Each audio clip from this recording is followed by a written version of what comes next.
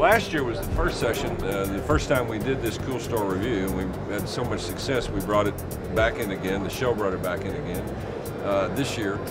The neat thing about the Cool Store review, we sat and talked to real people that are in the trench right now doing actual things. It's not a philosophy class, it's not a teaching class, it's not a go home and try this class. These are real people making their living in our industry. We spent today with quite a few people and found out some interesting things about branding. We found out that a lot of the independent retail jewelers are swimming upstream against the branding element. We found out that the jeweler has come to, a lot of independent jewelers have come to really grasp the reality that they are important in their store, that they have become, that they are the brand, and they're practicing what I believe to be fundamental things that we maybe got a little lazy for. What do you think, Janice? I agree completely. I mean, we're definitely seeing some trends. You know, we always say what goes around comes around, and we're definitely seeing some of that. But what I also thought was interesting as I listened to many of the interviews that were made today, what I liked is that there are so many different elements. I mean, if we could all do everything perfectly, we all would be. But there's a lot of different elements to consider. But when you take the stores that are really, really cool, it's not just one element, or maybe even two. It's probably 3 or 4 of those key elements that all come together, and then there's the personal element as well, but it's all of those things that come together. There's a lot of consistency there too. Well, yeah, there's a lot of consistency in what we were seeing today. The interviews that I saw, the Cool Store interviews that I saw, one of the main things that I like to see in the Cool Store interviews is how I am different from the other stores, and also things that are the same, perhaps done slightly differently or with a different spin. And so I really think the key is standing out there, and that can be done with many little things. It could be done with one big, impactful, crazy thing. Definitely stepping outside the box. I think it's really, really important. Mark, you're right, and Mark, I want to get this quote again, because if you keep saying it, repeating it, I will memorize it, and I haven't yet, but I want the quote about being different, which I thought was one of the gems, pardon the expression, that came out today. Give us that quote again. Well, it's in the book Collapse of Distinctions by Scott McKain, and he quotes it as the Robert Ebert principle, and Scott coined the term. It's that in a sea of sameness, where everything looks the same, if you could make yourself seem different, the perception is you're better. Just by being a little bit different, whether it be your guerrilla marketing campaign, your unique campaign that Babs talked about with her marketing to men, setting yourself apart with your inventory, setting yourself apart with some of the experiences and the store events that you do, the philanthropic charitable work that you do. If you could just make yourself stand out and be distinct, the public perceives that you're better and that you're actually doing something worthwhile. Maybe they want to come check out what you're doing. And if you can do just that much, that sets you apart from your competition. Marcy said something today that I thought was really interesting, that because of the economic downturn and because of the issues of the times, all the jewelers in your neighborhood, on your street, have a coalition now that work together. Tell us about that. We're in Birmingham, Michigan. It's a small, upscale Tony community. There were 10 jewelers. I think we're down to 6 because of the economy. But we formed the Jewelers of Birmingham. So we do things together, we have meetings, we ask each other questions. If I know somebody comes in my store for a watch, I can tell them so-and-so and so-and-so has watches and we don't. So we kind of help each other. And it's a different atmosphere also at the shows. We wholesaled for 20 years. We did the JA show, JCK show, and I didn't find a camaraderie among the vendors, except we were in the contemporary design group. So in that smaller group, we were helpful of each other. Then I went on to do art fairs for 10 years. Artists are very friendly, very giving of themselves, and I think I really got it from them, that we're all in it to help each other, no matter what. And so we're doing it now as retail jewelers in Birmingham, we're doing it.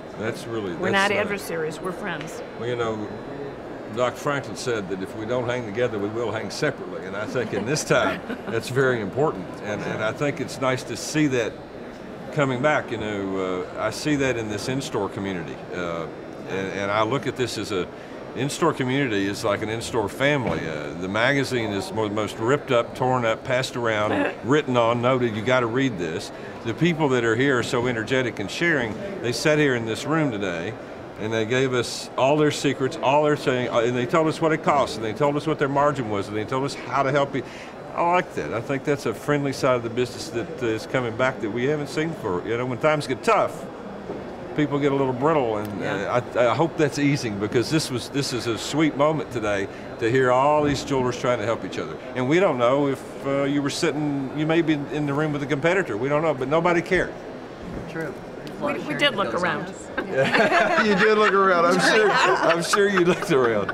But I think also out in the public, part of what sets stores apart as well, just like the magazine does, and what this show does, is it's about education. And stores that educate rather than just push retail, that educate and make their clients smarter, they become more of an astute buyer and a more loyal buyer, I believe. So if you're not out educating and sharing about your passion for what you're doing, colored gems, diamonds, the cool designs, or representing the designers that you're working with, then you're not really fully engaging with the customer or the client. And there's the opportunity there, just like this show and the magazine's doing. That's why it's so torn up and shared and talked about, is because there's so many great ideas in there. And I think it's up to us as retailers and artists and designers to be able to put that out into the community about what makes us different and what's exciting about our business and why do we love what we do. And I think that's a great theme too that came today, is the stores that we talked to today that are the cool stores are all engaging their customers. They're engaging their customers in exciting merchandise that they don't see everywhere. They're engaging their customers in fun, special events that the customers want to attend. It's not a pressure to buy, it's an excitement and invigoration. They're all involved in the community in philanthropic ways, in different ways, but they are engaging their customers and making jewelry fun and exciting. Yeah. The really successful independent jewelers have a genuine commitment to their community. They engage that community, they give back to that community, and it's not a selfish. We know that if you are in the community and you participate, you'll be known and you'll do business, but it's not selfish. There's such a giving a heart to our industry, and I've heard that all of the successful stores, all the cool stores I've ever interviewed and talked to or heard interviewed, that was a key fundamental concept in their operation. They were deeply in their community. I think a really important thing that I hope people use as they sit in these interviews is it's not about imitating someone else's idea necessarily by the book. That the most important thing is that you know who you are. That is part of being a cool store, is there is no cookie cutter. They're all one-offs. Yeah, exactly. I mean, other than you might have multiple stores that have a similar theme, but it's your idea as a big concept. And so you can pull these small ideas in, but you gotta do them your own way. And it will smell right, it will feel right, and it will work. Don't be a mimic or don't ape me, because that won't work. It has to come from your head and your heart and not just be a recitation. Disingenuousness can be spotted from a mile away. And also, you can't figure out how to get somewhere in Cleveland if you're walking around with a map of Detroit. You gotta know where you are, you know. In some circles, that would be called knowing your core values. And when you have solid core values, we talked a lot about staffing today. When you have solid core values, it is easier to train your staff to act in your person, and then you have more consistency of your business. The more consistency that you have in your business, the more customers are attracted to you. And the other word that I love that kept coming up today is passion. You know, yes. All cool stores have passion. Everyone who owns a cool store has passion. And the other part of that is hiring the staff that's going to help you run those cool stores. If you're not hiring somebody that has a passion about something, doesn't matter what it is. Stephanie mentioned that today. If they're not passionate about something, they're not going to be passionate about selling your jewelry. So passion is a key ingredient in selling. Yeah. And it's okay to make mistakes. And I think that's something else that, but you got to try something. And it's okay to, you gotta. And you test it, and you try it, and you test it, and you tweak it, and you make it your own eventually. But try something.